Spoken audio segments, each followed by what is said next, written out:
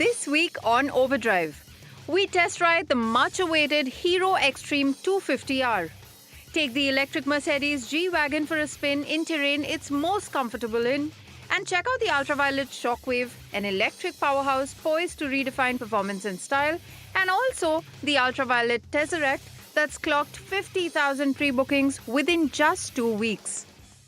Hello and welcome to Overdrive. I'm Soini. That the Hero Xtreme 250R is entering the premium space of motorcycles in the 250cc segment in India with aggressive styling, good performance and also top tier hardware.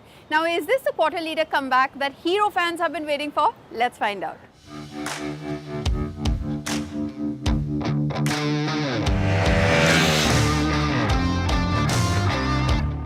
This, ladies and gentlemen, is the new Hero Xtreme, and as you can already see, it's grown bigger. It's now a 250. And that gets me wondering, why do Indian manufacturers shy away from this 250cc segment? Why has it taken them so long to make any splash in this segment? For the longest time, quarter-litre motorcycles were seen as indulgent, impractical and unviable for a mass-market manufacturer. High fuel prices, price-sensitive buyers and underdeveloped road infrastructure meant that anything above 200cc sat on the fringes of relevance. It has taken Hero over 2 decades since the original CBZ to step up into the ring with something as bold as the Xtreme 250. But now that they are here, it is definitely good news. At first glance, the Hero Xtreme 250 doesn't look like it belongs in the same company as older, mellow Hero motorcycles. This one is bold. I think it definitely looks good, but it's going to be very polarizing. You're either going to love it or you're going to absolutely think it's overdone. Either way, there is no denying that it definitely makes the silhouette aggressive, and the lean forward stance gives it a genuine street fighter appeal. It's also purposeful under the skin. You get a steel trellis frame developed for torsional and lateral stiffness so that your handling is sharp and uncompromised. It comes with 43mm upside down forks. This is the kind of hardware we've come to expect from KTM, not Hero, but it's right there. And then you have the muscular styling, which might make you feel that the bike is pretty heavy, but honestly, the bike feels quite light on its feet. On the move, the bike feels solid. The highway manners are really good with excellent stability. It doesn't attack corners with the same aggression as a KTM Duke, and the turn-ins aren't as quick either. But the cornering stability is excellent. The MRF tires are good too, but start feeling skittish at higher leans. But your weekend rides should be fun. On the track, you might need better rubber, should you take this to the track days. The bike has all the ingredients of a performance machine, and the numbers back that up. As far as the brakes are concerned, there is quite a bit of a spongy feel. You know, this happening with the X-Pulse, I'm okay, but this happening with the Xtreme, no, I would have liked it to be a bit more bitey. I would have liked the feel to be more like competitor K in that sense. More so for the rear brake. The rear brake is absolutely spongy, and even the pedal travel seems a bit much, especially given the position of the rear sets. Let's also take this opportunity to talk about the ergonomics. Now, the foot pegs, like I said, are not too far behind. They are quite sportily placed. They are not too far forward either. Doesn't feel like a power commuter. It actually feels like a very sporty motorcycle that you're using for commuting. So overall, the ergonomics are quite nice. I also like how your knees and your thighs fall in place with this muscular tank. It's easy to grab onto under braking, while cornering, etc. You get a really nice grip. So the riding posture, really good. Now, for the seat, the frontal section of the seat is designed in such a way that it's flat, so you can sit in an upright manner when you're commuting, so that it's nice and comfortable. But when you're attacking the bends, or maybe if you take it to the racetrack, the rear section of the seat has been raised a little. So the moment you move back, you get into a more attacking stance naturally. You don't really have to bend. It naturally sort of bends you down for that attacking posture. So I quite like how they have done a small change, but that has made a lot of difference. And now let's talk about the all-important engine. This is the 250cc engine, all new, liquid cooled. It is essentially born from the Charisma's 210cc motor, but it has been given a longer stroke. It puts out about 30 PS of power, 25 Newton meters of torque. I know these are figures that you've already heard of, that you've already read on the brochure, because this motorcycle has already garnered a lot of interest. How does it all come together on the road? Well, I am in love with this engine. The way it accelerates, it's simply phenomenal. Despite whatever they are claiming, it definitely feels real quick, both in terms of outright acceleration and also in-gear acceleration. It wakes up at about 5,000 RPM, but the moment it gets there, from there it just wants to rush to the red line. So that mid-range to the top-end performance is simply superb, something that you want from a fast street naked like this. That engine has been benchmarked against some of the juicy rivals that we have in the 250cc segment, the KTMs included. It does a 0 to 60 in about 3.2 seconds. It will go from 0 to 100 in about 8.5 seconds. So if you were to really compare it to its class rivals, it is rather quick. In fact, Hero claims it is the quickest motorcycle in its segment. Despite being the flagship 250, it doesn't come with a lot of electronic fanfare. You do get ABS riding modes. So you have the road mode, which will essentially have ABS alert all the time on both the wheels. And then you have the track mode, where the ABS is alert only on the front wheel. It will also allow a little bit of the rear wheel lift. And if there is slip, it will allow a little bit of slip before the ABS kicks in again to save the day for you. Now let's circle back to that core question. Is this the right bike at the right time? Or has Hero missed the moment? There's no denying that KTM has already rewritten expectations in this segment. Suzuki and Yamaha have loyalists, and Bajaj has evolved the Pulsar brand to overlap with KTM's portfolio. But the market itself has matured too. Motorcycle riders today want something that is a lot more than a commuter bike, but less than a hardcore track tool. They want something that's usable, something that's stylish, something that's performance oriented, but at the same time still be an affordable street bike. And I think that is where this motorcycle fits in quite well. That is where the Xtreme 250 could carve its niche. We've also road tested the Hero X-Pulse 210. You can check that review out on our YouTube channel. Up next, the electric G-Wagen off-road, where it truly shines.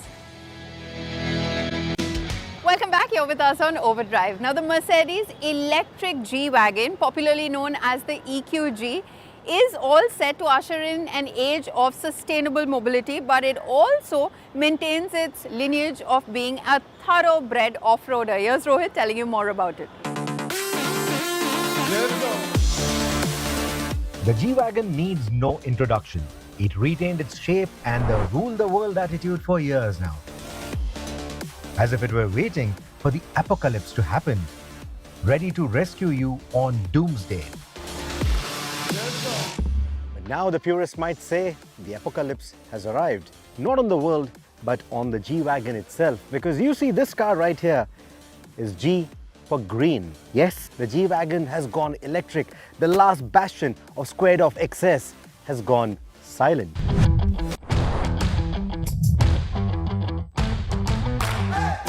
Let's get the obvious out of the way. This is still a G. It still laughs in the face of aerodynamics, punches a square hole through the air, and lets every other SUV know who's boss. The G580 looks nearly identical to its combustion-powered siblings, which is a very good thing. You still get that upright stance, round headlights, exposed door hinges, and of course, the mechanical thud of those vault-like doors. But if you're paying attention, there are differences. The slightly raised bonnet, cooling ducts on the rear fender, and the telltale green registration plate immediately out it as the electric G. Sure, there's the badging too, but Mercedes-Benz has kept it subtle. Because EQG doesn't have the same ring to it. But G580, that points to 580 horses. Oh yeah, this thing is a brute. It still means business. It's not trying to appease the woke generation who think performance needs to come with a trigger warning. The G-Class is about presence, not subtlety. So the spare tire case on the tailgate on our model still houses an actual spare wheel, not charging cables disguised as a design feature. The G580 isn't just a G-Class with batteries stuffed under the floor. This thing was purpose-built to handle electrification, and Mercedes-Benz did not cut corners. Instead, they gutted everything between the ladder frame and crammed in a colossal 116 kilowatt-hour lithium-ion battery pack. Because subtlety has never been the G-Wagon's strong suit. They paired it with 4 electric motors, one per wheel, churning out 580 horsepower and a borderline absurd 1164 Newton meters of torque. You heard that right, 1164. Because why stop at excessive when you can go all the way to ridiculous? The torque isn't the kind that will rip tarmac or the tires to shreds, but it's relentless. Power delivery is smooth and calculated, launching this behemoth from 0 to 100 in under 5 seconds. If you thought going electric meant the G-Wagon forgot how to off-road, think again.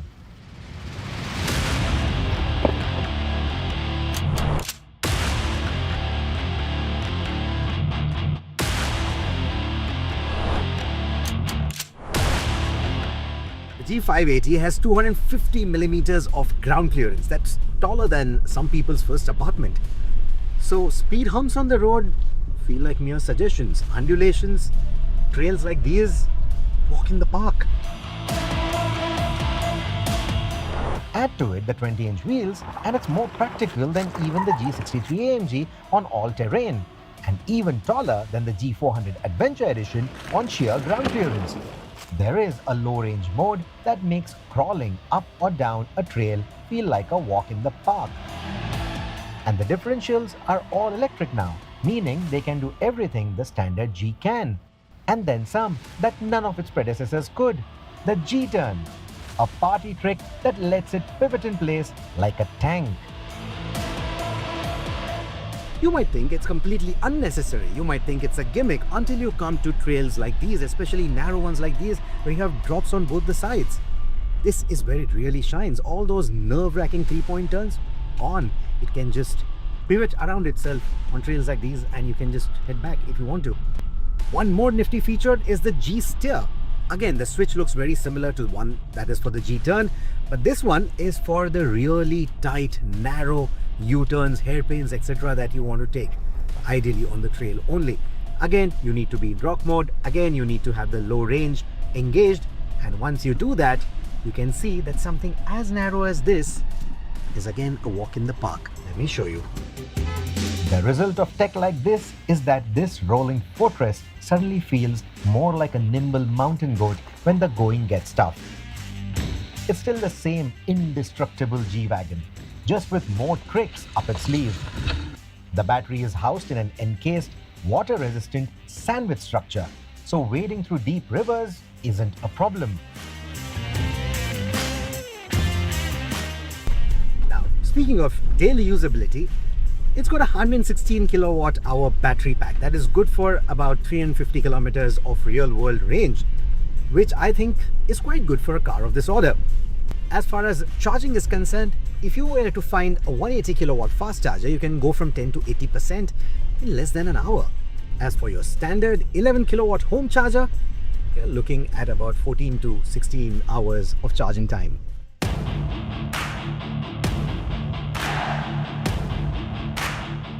Inside, it's business as usual. Sumptuous leather, dual screens running the latest MBUX, and enough ambient lighting to make even the dullest of night drives feel like a VIP lounge. The G580 First Edition gets a few exclusives, like the contrast blue stitching and unique trim finishes, just to remind you that you got in early on the electric G-Wagon bandwagon. Practicality? The boot space is still generous. So is the G580 just a novelty? No. This is Mercedes proving that the G-Class has not only survived the test of time, it's surviving electrification too. Or should I say, thriving. In fact, I think this is the best all-rounder G-Class. Well, it's time to head into our final commercial break here on the show, but on the other side, we'll get you the Ultraviolette Shockwave and also the Ultraviolette Tesseract that's clocked 50,000 pre-bookings within just 2 weeks. Welcome Welcome back. Here with us on Overdrive. The Ultraviolette Shockwave electric motorcycle is all set to take the Indian market by storm with its futuristic design and advanced technology. And of course, here we are trying to find out more about it because this is being positioned as a high-end electric motorcycle.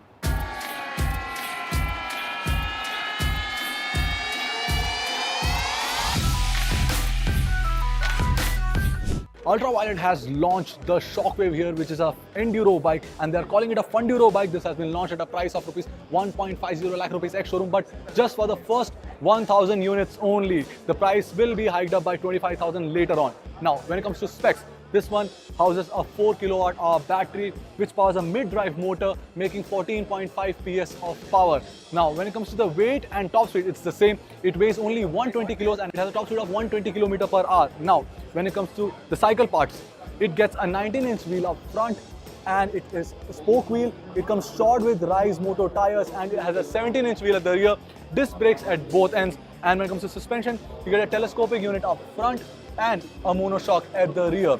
As you can see, you get a single-piece seat.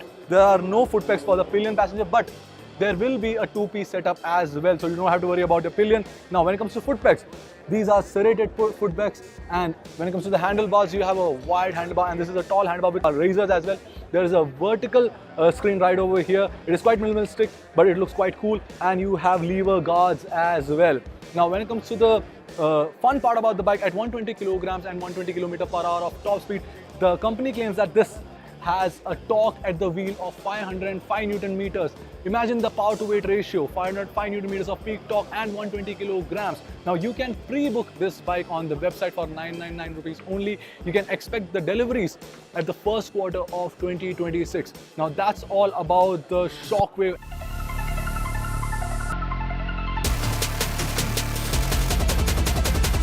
What I am standing next to is the newly launched Ultraviolette Tesseract. Now this can be yours for an ex-showroom price of rupees 1.20 lakh, but that's just for the first 10,000 customers. Now the range on this one is 261 kilometers IDC and it has a power of 20.10 PS. The top speed is 125 kilometers per hour, but that's not the crazy part. The crazy part is that the design has been inspired by combat helicopters, and that shows evidently. But not just that. If you come up the front, you have a radar right over here, which gives you all the safety features, which is lane changing assist, collision alerts. There are dash cams up front and at the rear as well. But it also gets a 7-inch dash right over here, which is quite big and it is quite nice, and it also has Omni-Sense mirrors, which will give you telltale lights on all the things that you would be missing out on, the blind spots when you are riding the scooter. But that's not all. It has a massive seat and the cushioning is also nice, but inside here is a 35-liter boot space, which means that a full face helmet can sit inside it. And as I can show you, the rear design of the electric scooter, this is also quite nice. There's a radar sensor right over here as well.